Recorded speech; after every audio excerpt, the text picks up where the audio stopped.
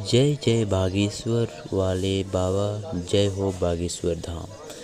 Hello दोस्तों, आज मैं आपको बताऊंगा कि रावण के नाभि में से अमृत उत्पन्न कैसे हुआ था। क्या आपको पता रावण को अमरता देने वाला अमृत उसकी नाभि में कैसे आया? तब वह मरा कैसे? रावण अमर था। उसकी अमरता की वजह थी उसके नाभि में स्थापित अमृत, जिसकी वजह से उसे मारना असंभव था। रावण के नाभि में अमृत आने की भी एक कहानी है। इसका श्रेय उसकी पत्नी मंदोदरी को जाता है, जिसने इसे अपने पति में स्थापित कराया।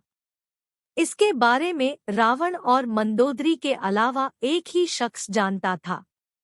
मान्यताएं कहती हैं कि रावण की नाभि में अमृत था। जब तक भगवान श्री राम ने रावण की नाभि में वार नहीं किया, तब तक रावण की मृत्यु नहीं हुई। रावण की नाभि में अमृत कैसे आया? रामायण में भी ये कहा गया है कि रावण को अमरता का वरदान था। प्राचीन धर्म ग्रंथों एवं मान्यताओं के अनुसार रावण की नाभि में अमृत था, जिसने उसको अमर कर दिया था। यही कारण है कि रावण को मारना कोई साधारण बात नहीं थी। आपको ये जानकर हैरानी होगी कि रावण की नाभि में अमृत कैसे आया, इसे वहां कैसे स्थापित किया गया। धर्म ग्रंथों के अनुसार बाली और रावण के बीच एक बार युद्ध हुआ। इसमें रावण को अंदरूनी चोट लगी, जिससे कि लंकापति रावण बहुत ज्यादा बीमार पड़ गया। उसकी पत्नी मंदोदरी बहुत ज्यादा चिंतित हो गई। उसने मन ही मन में तय किया कि मैं महाराज रावण को अमर बना कर ही रहूं। मंदोदरी अपने माता पिता के पास पहुंची।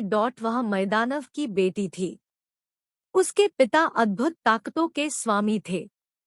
माँ कई शक्तियों से लैस थी।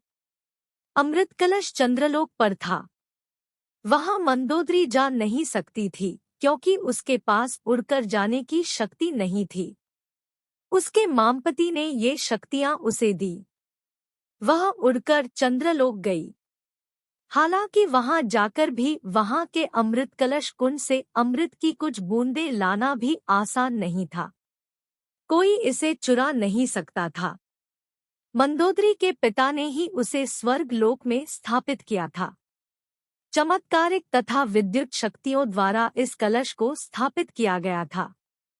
कोई व्यक्ति इसके पास भी नहीं पहुंच सकता था। कलश के नीचे से बहुत सारी विषैली गैसें निकलती थी, जिससे मृत्यु हो जाती थी। इसके चारों ओर गर्म लावा निकलता रहता था। इसलिए अमृत कलश के पहुंचना और इसमें से अमृत चुराना असंभव जैसा था।